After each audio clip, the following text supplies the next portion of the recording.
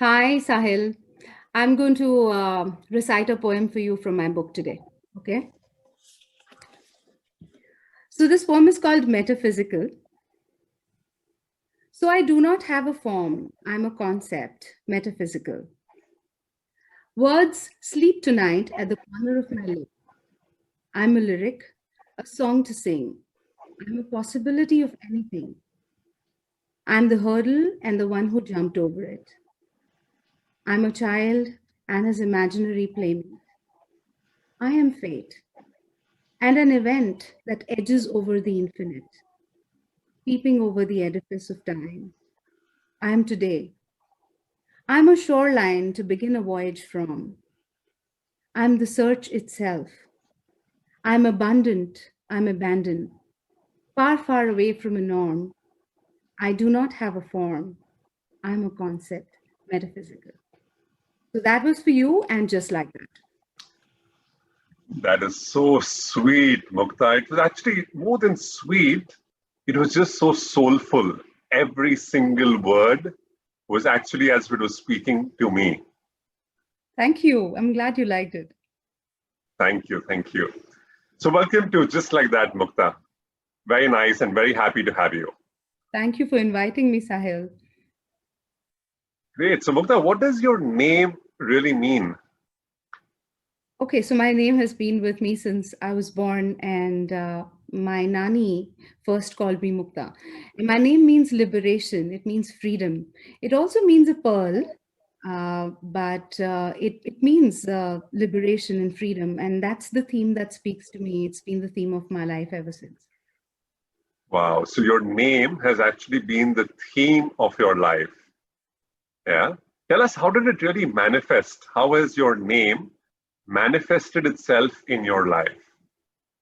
Well, it's I had a very rebellious childhood. I always wanted to do things that I wanted, and I was a very ziddy child. So I wanted my freedom, space, trying to explore things, doing a lot of naughty things and stuff. So it manifested that way during my teens.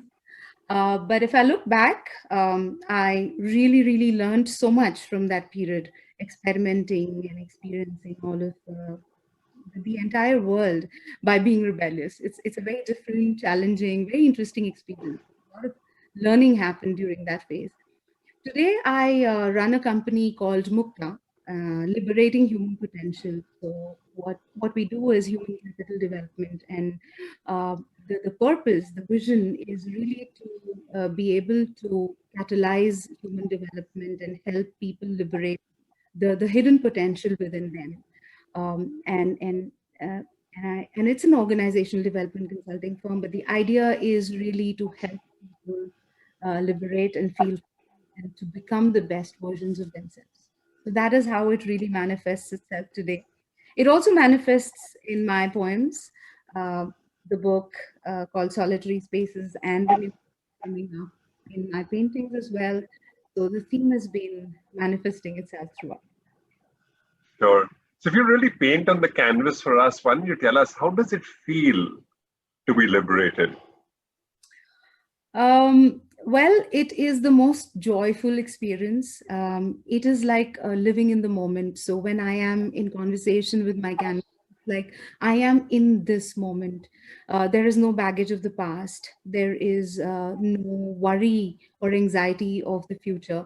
So I think what freedom means to me is this whole moment to moment awareness and being present here in this, like I'm present with you in this moment.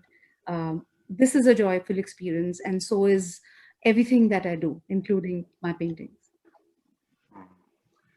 So, take this forward, Mukta. Is it really a transient feeling? Is it a state of being, a state of mind, possibly?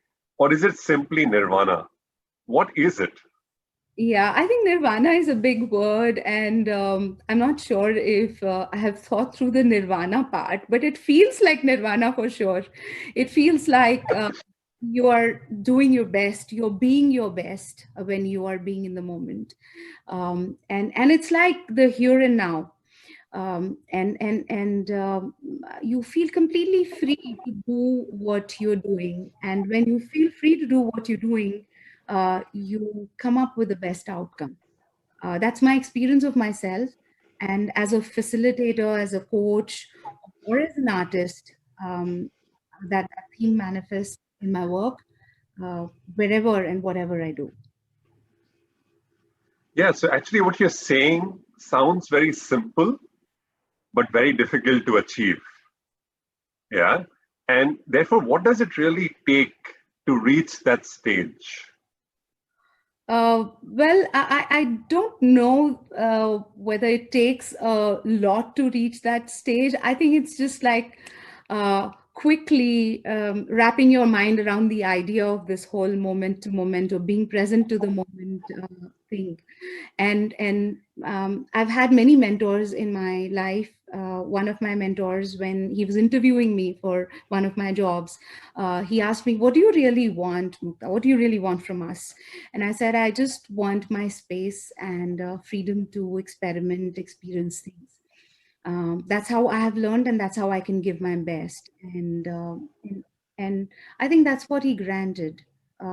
He said that you make your mistakes, and I learned that from him. And when I was leading teams and I was managing a lot of people in my career, I've been giving them a lot of freedom to experiment, experience, dirty their hands, make their mistakes, and come up with their best version, become their best version. Hmm. Also, while all this sounds very beautiful, and I'm sure a lot of people also practice it, freedom on the other side, Mukta, also has its downside, right? A lot of freedom can be misused. People go astray with a lot of freedom. You see a lot of youngsters where parents have trust in them. They impose their faith in them, give them a lot of freedom, but then regret at a later point in time. So, how do you really maintain those checks and balances? Because otherwise, it's like saying if I put a micromanager on Mukta, she's never going to be herself. But if I let her completely loose, I also run the risk of her going astray. Sure. So I see what you're saying, Sahil, and not just you, but a lot of managers have this dilemma saying, how much of freedom should I really give my people? And it's just about the whole understanding of the meaning of the word free. How do you make your people understand that freedom comes with a whole lot of responsibility? So it's not that freedom doesn't mean rebellion. Freedom might mean rebellion when you're a child, but it doesn't mean rebellion at all. It means a whole lot of responsibility. And I think the key to maintain that balance is to be able to have conversations with your people when they really need it. And conversations are so important, like this conversation that you and I are having. And you call it just like that, but it's such an important conversation. People want to talk. We went through such a huge pandemic and we still are not out of it. People wanted to have conversations. Yeah. So can we have conversations with people at the right time, at the right moment, and get to the root of why are they misusing their freedom? What does misusing really mean? For all you know, they don't even know that they're misusing their freedom. So I think leaders today also need to be those coaches who can nudge people and who can kind of have the right conversations with them at the right moment. Um, like like you expected that from your parents, that they would talk to you, they would be friends with you, they would like try and understand your point of view when you wanted to do rebellious things. Right. Most True. parents, and your people, they expect you to have conversations and they want their leaders to be really vulnerable. Can you be vulnerable to your people? Can you have this kind of a conversation like I'm having with Sahil right now? I think that's the key to maintaining that balance. When we all friends, when we all can collaborate and grow together, we can be our best versions. That's what I believe. So beautiful. Mukta, thank you so much for joining us on Just Like That, candid conversations with minds on things that matter. It was an absolute pleasure to have you with us. Sahil, this is such a great initiative, and I just love the whole openness and the candor that I was able to display here, and it's all because you made me so comfortable, and it was I just enjoyed this conversation myself. So thank you for inviting me and having me over, and many more such conversations with you in future. Thank you.